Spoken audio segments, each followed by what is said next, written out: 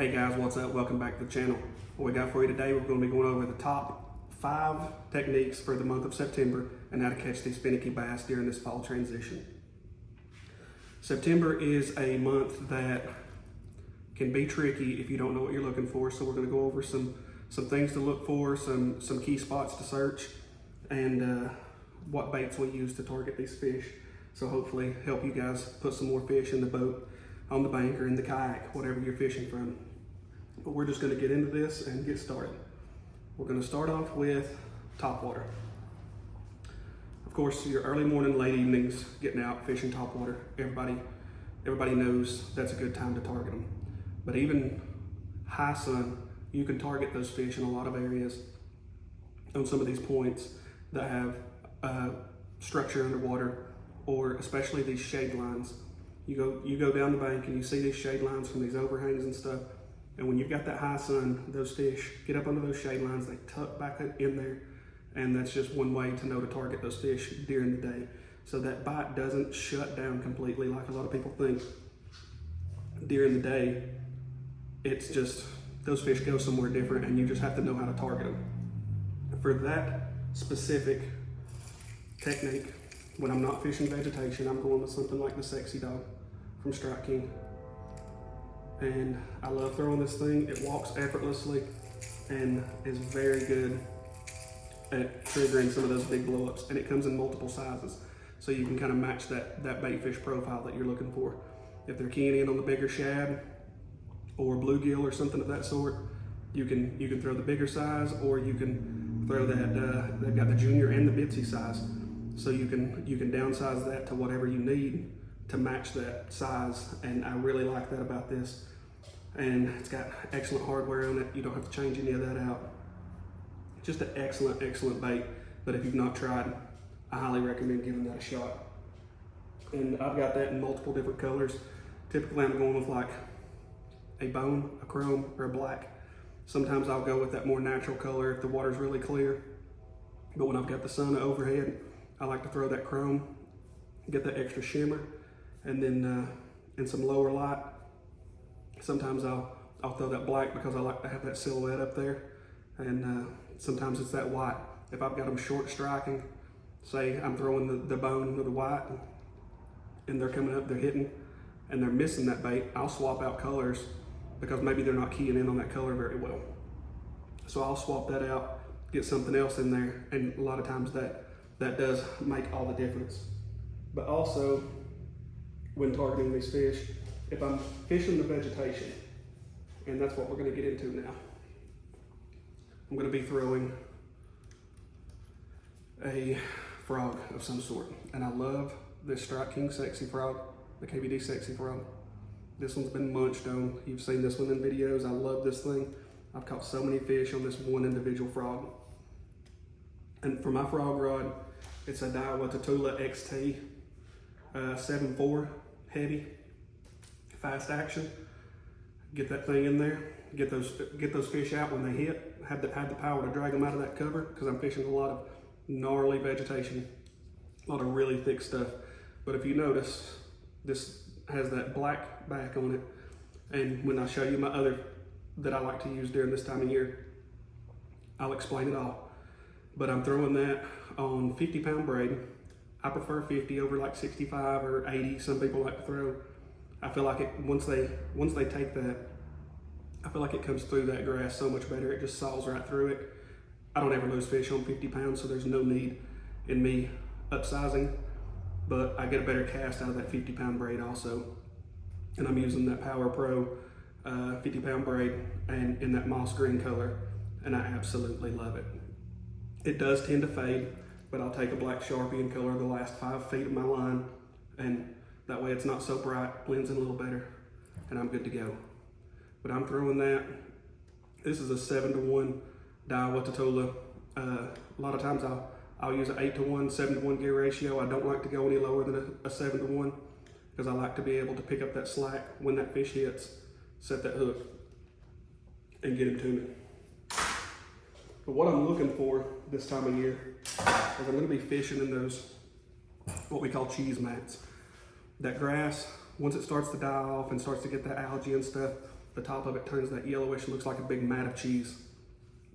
So I don't like to use I'll use a white frog, but I don't like to use anything with like a yellow back on it or a green back, because it makes it harder to see in that mat and for me to track where my frog is. So that's why I've got this second option, and this is that mock Bates frog. And this is a black color. It's really like a dark gray. I've caught some big fish on this. And what I've done is I took and put glass rattles inside it just to make a little more noise, but help those fish key in on it on those big thick mats.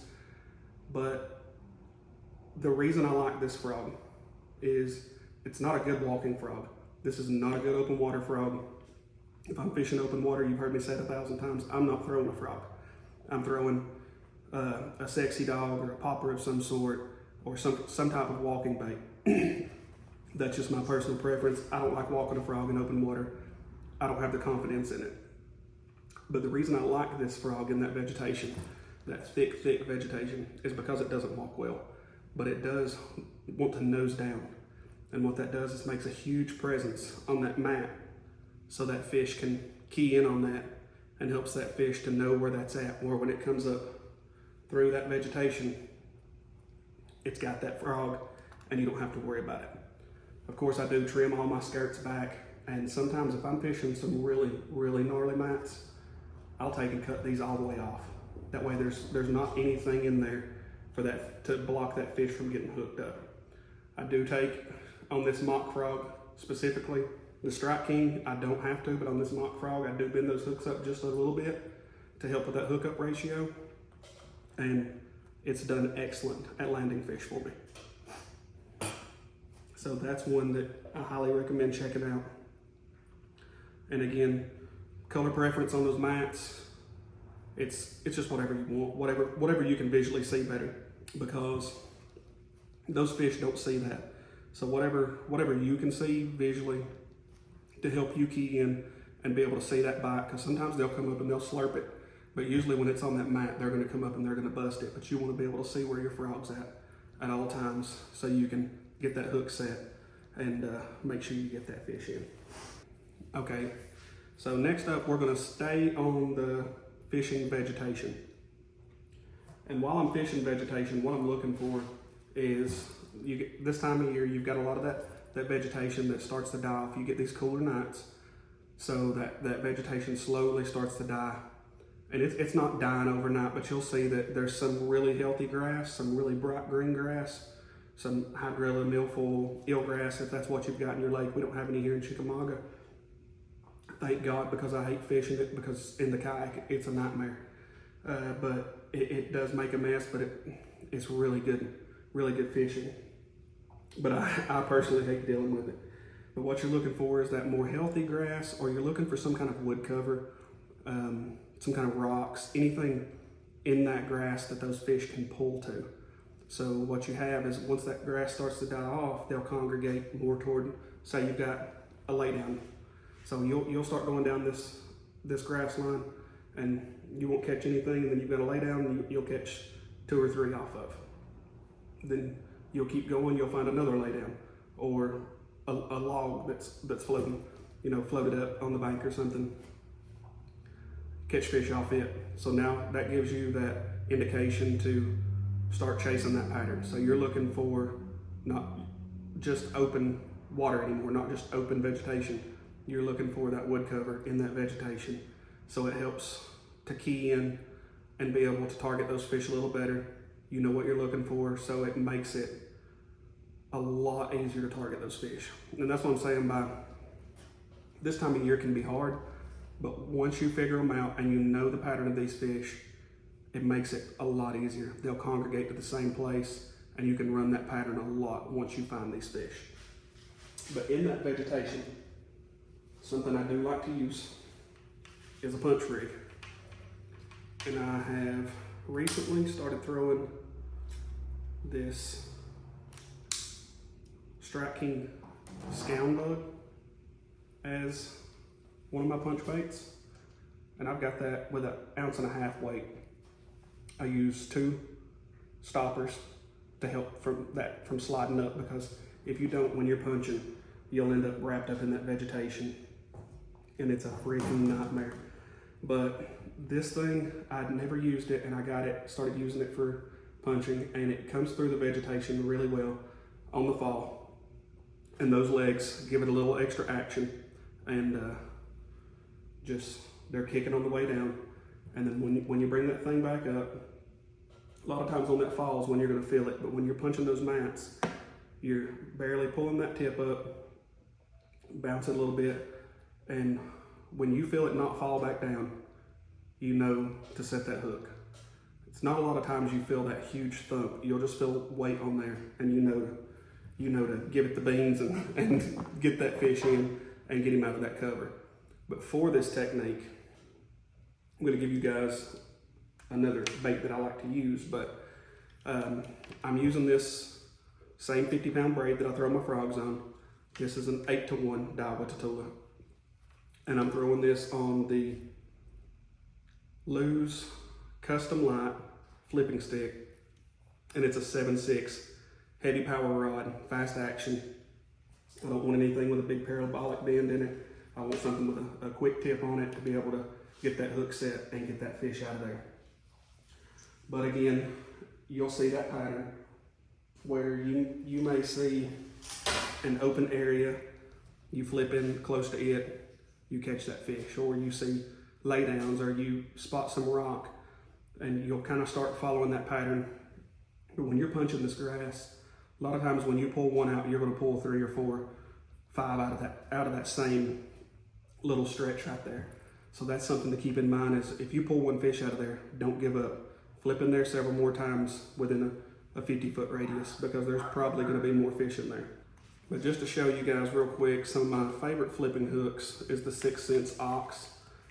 And when I'm using that scound bug, I'll throw this 4/0 hook. But when I go with this Rage Punch Bug, which I absolutely love punching grass with, I will go up to a 5/0 hook, because this is a little meatier bait. Takes a little extra hook to get that bite through there. I always tie, let me show you this.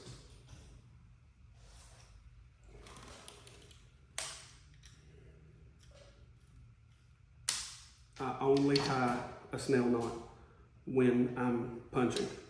Reason being, when you set that hook and you've got that snell knot tied properly, it kicks up like that right there. So that weight's there, I set that hook, and it kicks up in that fish's mouth and helps with that hook set. If I'm not using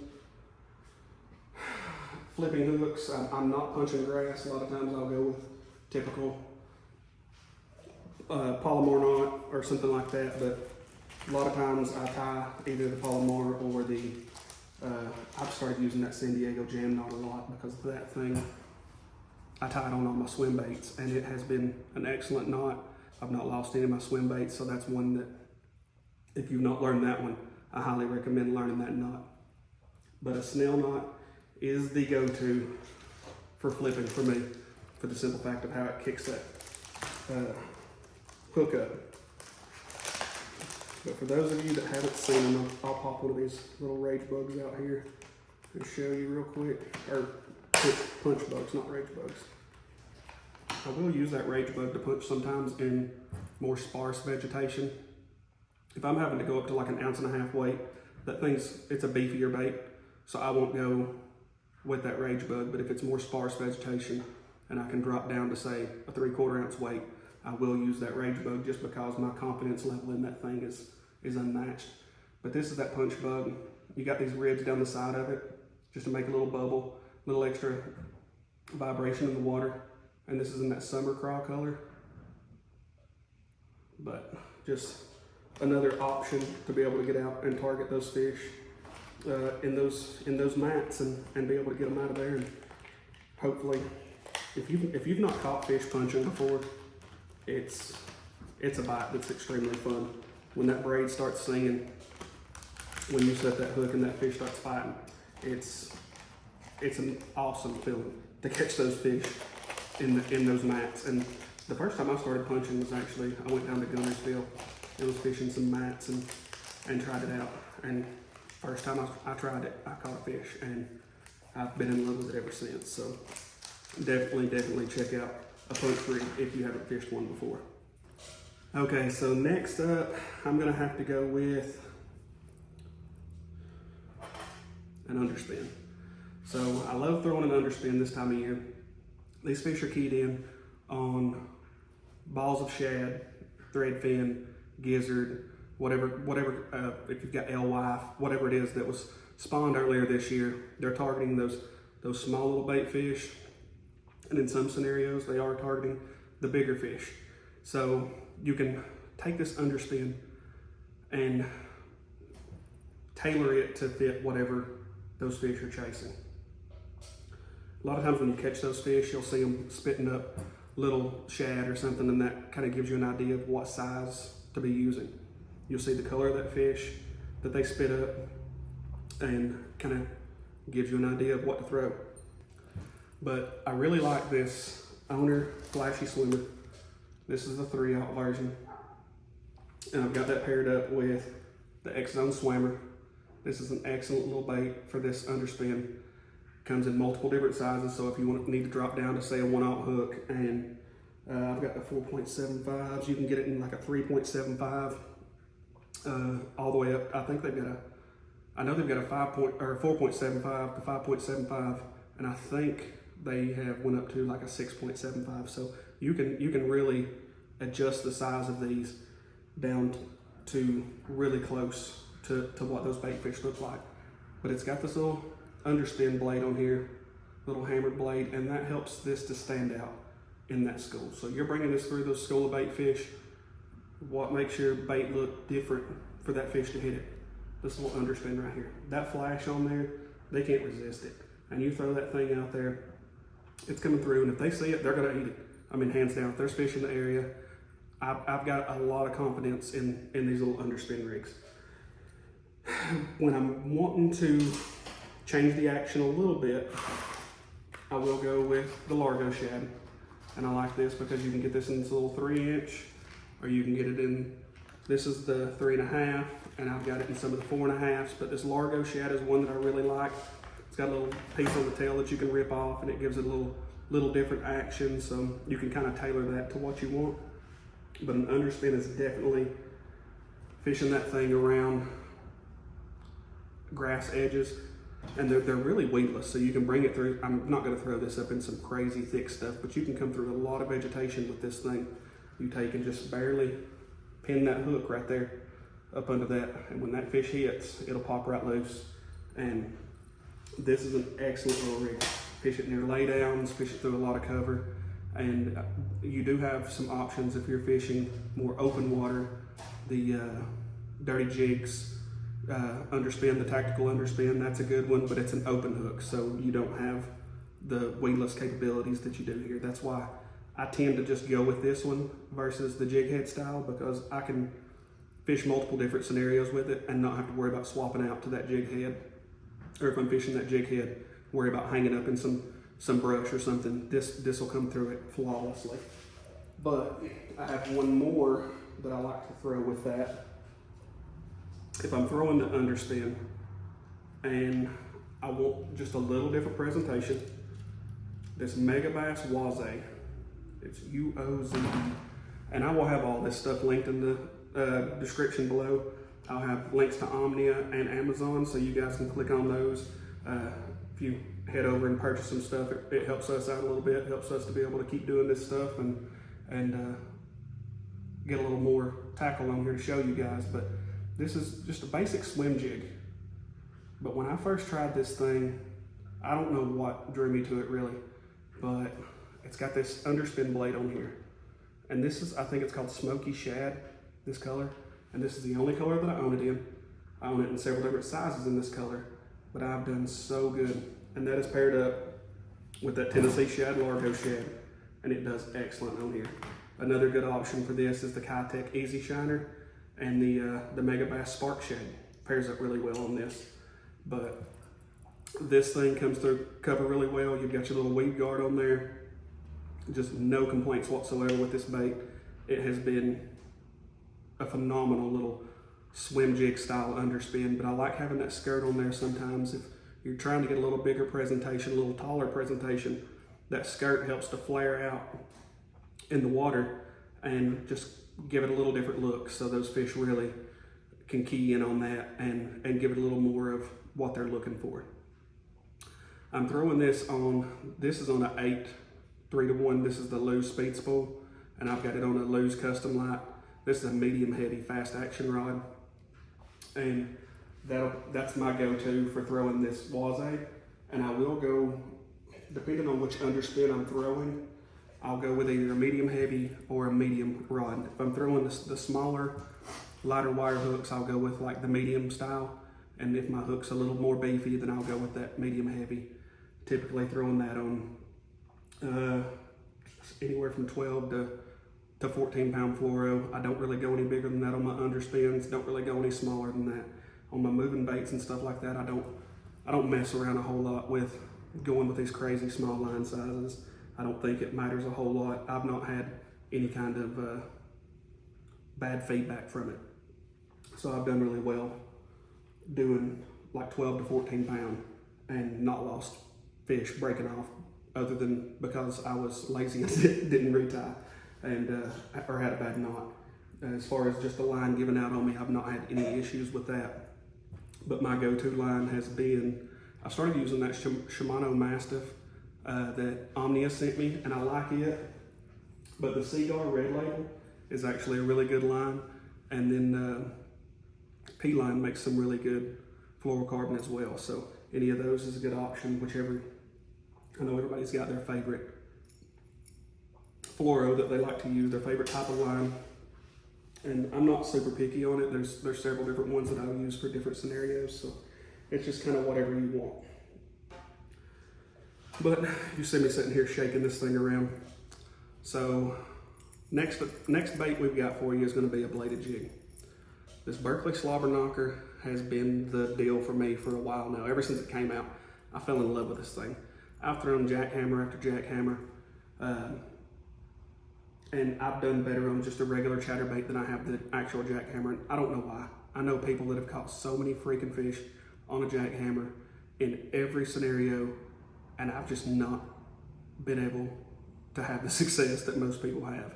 But I started throwing this Slobber Knocker, and hands down, one of my favorite jigs, bladed jigs to throw. And recently I started throwing, if you watched the last video where I unboxed all that Strike King stuff, I got several of those Thunder Crickets and started throwing this thing over the weekend, and have quickly fell in love with it. It's another really good option. And if the chatterbait gets it done for you, the jackhammer, the chatterbait Evo Elites, those are a really good one. I've done well with those. Any of those, but this golden shiner color on this Thunder Cricket, I absolutely love. But any of those are good options. I'm gonna break my rod here. Wanted to real quick tell you guys what this rod was.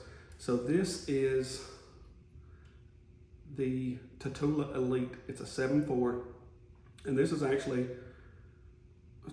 they've got their technique specific rods, but this is multiple techniques. This is for big top waters, swim baits, or bladed jig.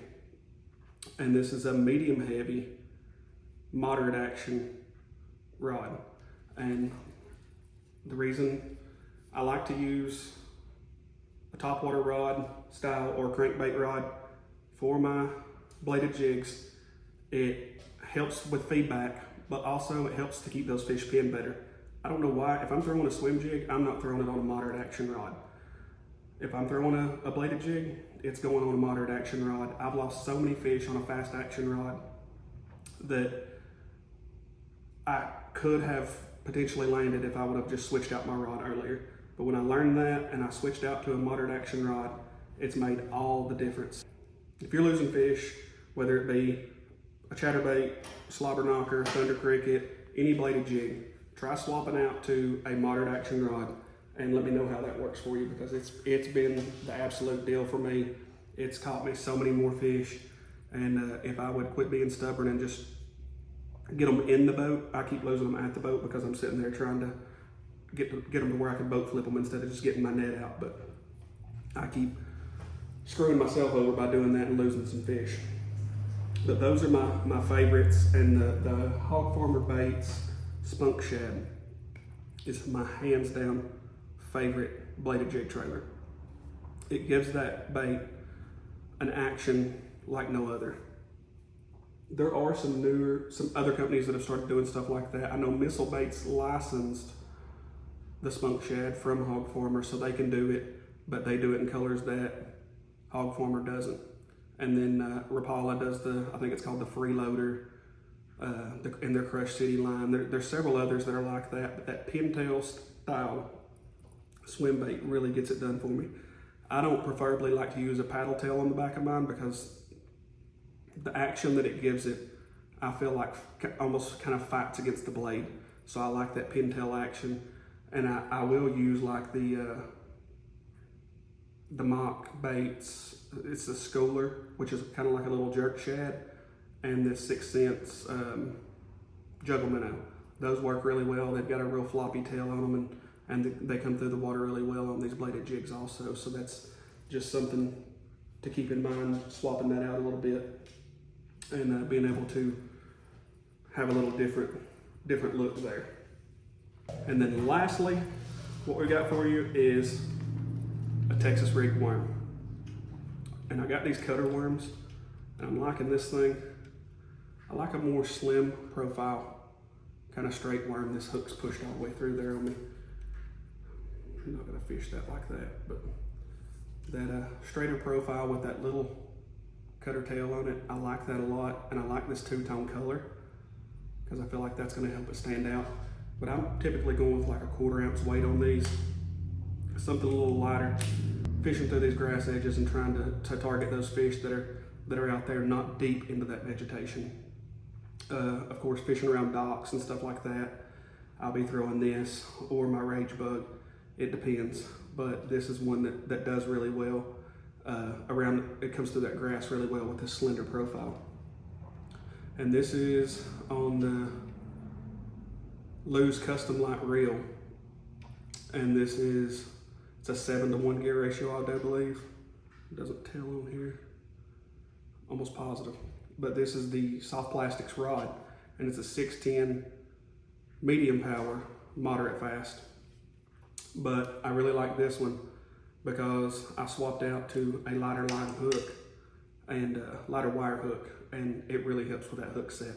I was fishing with a little beefier hook and couldn't get that hook set, but when I swapped out to that lighter wire hook with this rod specifically, it helped out a lot. So your line size to hook size and rod power, all that has to match up, or you're going to be losing fish and not capitalizing on those bites. But I've got the Sunline All Might sinking braid on here, and this is like a 22.5 pound braid, super thin diameter, and I'm loving this stuff. I started throwing this probably about 3 months ago, and I'm in love with it. This setup altogether is, the weight of this thing is ridiculous compared to any other combo that I have. These custom light rods are super light, but this custom light reel weighing in at like 4.7 ounces, where most of your other ones are 7 ounces, makes a huge difference. And when you're out on the water all day, working these jigs or whatever, having the lighter weight really, really helps out. But I'll be throwing that, again, around those grass edges, up in some of that vegetation, under docks, looking for any kind of activity and hopefully capitalize on those bites. Now, I told you that this was a hard month, but an easy month to catch fish. And what I mean by that, if you're out on the water constantly and you can chase these fish have a pattern, no matter what it is. Whether it's from the spawn, moving out to their summer haunts, they're gonna move out of the creek arms, and they're gonna move out to the points and stage. Then they're gonna move out a little further, and they'll go from point to point till they get out to that main lake, and they can go out these ledges and stuff. And this isn't all fish. You do have fish that live year round in the shallows. But if you're on these fish out deeper or out on the main lake, down the river channel, whatever, and you're catching those fish and you go out and that bite, you're fishing one day and it's just like, well, I can't get a bite for nothing. It's probably because those fish have moved. And where those fish have moved is they're working their way back in. And you have to pay close attention to that, because those fish will start, once we start getting these cooler nights, those fish really recognize that, the shorter days, and they start their transition back to their fall, gonna be their winter haunts. So they'll start pulling back in, and they're gonna start hitting those points on the way back, start hitting that hard cover in between. So you can kind of follow those fish back in. If I don't get to fish but one day a week if I'm lucky. So getting to go out, and if I'm on those fish this week and they're out on that main channel and I go out to that main channel and I'm not catching any fish, I'm going to pull back in and start on that first point at the end of that creek arm. And then I'm just going to slowly work my way back until I find those fish, because that's what they're doing. And then when you find those fish, they're going to be there for a few days, and then they're going to continuously move back into where they're going to stage up and probably spend quite a bit of time until the water levels drop, and then they have to pull out a little bit. This month, the problem is you have these hot days, then you have these cooler nights, and then you've got some days where you've got cool days. So it kind of messes with these fish, and they might move back a stage. And so you kind of have to be able to change your pattern and chase these fish in different ways. But when you find them, they're going to be within that area somewhere. So just chase them. Try different points through there. If you catch maybe say 1 or 2 on this point, you might catch 2 or 3 on the next point, and then a few more further out. So that tells you to keep going that way, or vice versa. If you go toward that point and you don't catch any, back up and start going the other way. So that's going to be the key to finding your fish this time of year, is finding this vegetation, finding this hard cover, and chasing these fish that way. But just remember, they're coming backwards from the way they came. Well, the way they went out in the spring, they're coming back in the same way. So most of those fish are going to be going back to the same places. So keep that in mind. Don't get discouraged. It's a hard month for a lot of people. It's a hard month for me sometimes, because just getting out there one day a week for a few hours, if I'm not able to find them quick, it can be frustrating and take some time to get to those fish. But once you do, man, you can slay some fish with any of these techniques. And all of these will put fish in the boat, guaranteed. I've not had bad luck with any of this stuff. All of it's done really well. All right, so I'm getting long-winded again, as I always do anytime anybody gets me talking fishing. But I'm gonna let you guys get out of here. I appreciate you guys tuning in. All of this stuff will be linked down in the description below. Again, I'll have the Omnia links and I'll have the Amazon links down there if you guys want to go check something out. And again, if you buy something from those links, it helps us out tremendously. Every little bit counts and helps us to get more tackle to be able to do these reviews and stuff, and kind of give you guys an inside look at stuff and some ideas on new ways to fish stuff. But I appreciate you guys tuning in. If you're not subscribed, consider hitting that subscribe button.